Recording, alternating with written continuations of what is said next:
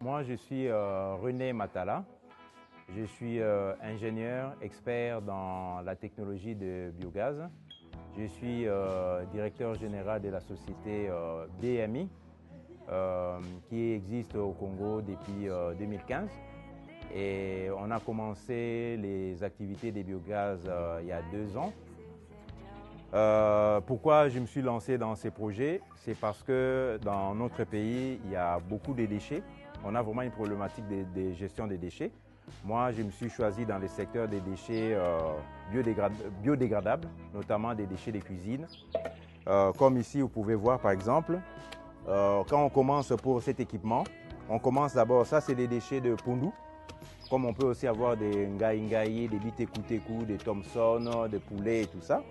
On les écrase pour que ça soit homogène et puis on va les mélanger dans ces saules avec de l'eau et puis on viendra ici pour le mettre et charger dans ce qu'on appelle un digesteur.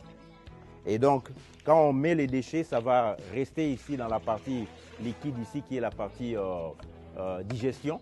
Donc ce sont des bactéries qui vont digérer les déchets et produire du gaz. Et comme vous pouvez le voir, c'est du gaz là-dedans. Et puis ensuite, le gaz suit la tuyauterie pour aller à l'utilisation au niveau de la cuisine. Ensuite, donc, le gaz qui est envoyé vers l'utilisation de la cuisine, ça vient par ici, ça passe par un filtre et directement au niveau du réchaud. Et donc là, je vais vous montrer comment allumer. Voilà. Voilà. Vous avez du gaz qui donne le feu. Et puis, on peut mettre notre casserole. On peut régler le feu, comme on fait avec toute cuisinière. Hein. Voilà. Voilà. Et ça, avec ces mini-digesteurs, qui est un mini-digesteur de 3 mètres cubes, on a un temps de cuisson de 3 heures. L'objectif est de réduire la consommation de Makala. Par exemple, dans ces ménages ici, avant les digesteurs, ils utilisaient 2 sacs de Makala par mois.